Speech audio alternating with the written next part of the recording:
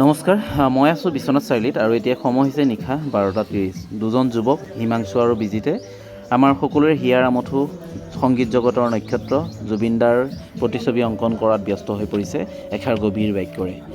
সাগৰত হেৰাল মুকুতা। জুবিনদা আমাৰ বাবে স্বাভিমান, জুবিনদা আমাৰ অসমীয়াৰ গৌৰৱ। জুবিনদাৰ অবিহনে সংগীতৰ জগতখনেই যেন শূন্যতা বিৰাজমান কৰিছে তেনে অনুভৱ হয়। আজি জুবিনদাৰ অনুপস্থিতিত সমগ্ৰ অসমৰ লগতেই সমগ্ৰ দেশেই কান্দিছে, জীৱ জন্তুৱে কান্দিছে। জুবিনদাৰ অনুপস্থিতিত নিস্তব্ধ হৈ প্ৰকৃতিয়েও কান্দিছে।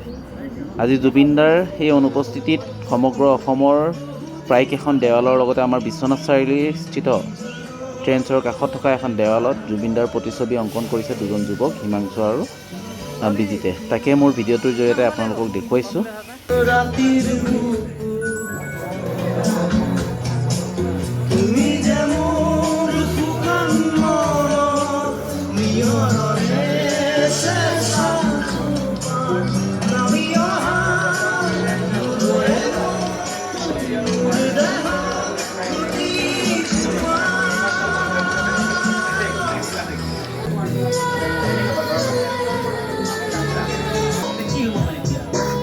হিমাংশু এফালে বিজিত, দুইজনে সাগৰত হেৰাল মুকুতা হাৰ্ট অফ জুবিন গাৰ্গৰ প্ৰতিছবি ইয়াতে অংকন কৰি আছে। ক'বলৈ ভাষাহীন এক নম্বৰ কথা।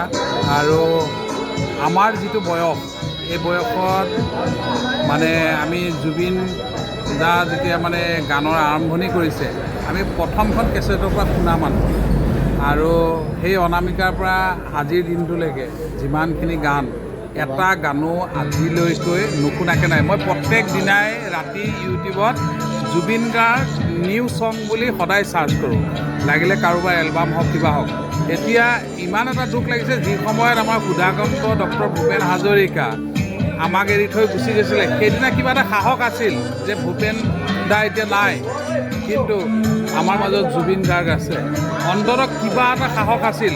কিন্তু আজি জুবিন দা হেৰাই যোৱা কথাটো আমি আচলতে সহ্য কৰিব পৰা নাই। কিন্তু জুবিন দা হেৰাই যোৱা কথাটোৰ পিছত যদি ভাবিবলৈ যাওঁ, আমাক কোনে চাব, আমাক কোনে শুনাব? মানে জুবিন দাৰ মানে উপস্থিতি যিটো নাই, এতিয়া আমাৰ মাজত কোনো নাই। আজিৰ অনুভৱটো আৰু কি হ'ব? মানে তেখেতৰ আত্মাই সদ্গতি লাভ কৰক। আৰু জুবিন দাৰ প্ৰতি আৱেগ আমাৰ আছিল, আছে আৰু সদায় থাকিব। জয় জুবিন দা। জুবিন দা হ'বই নোৱাৰে আৰু ভিতৰতে নহয়ও আৰু নোলাব কোনো।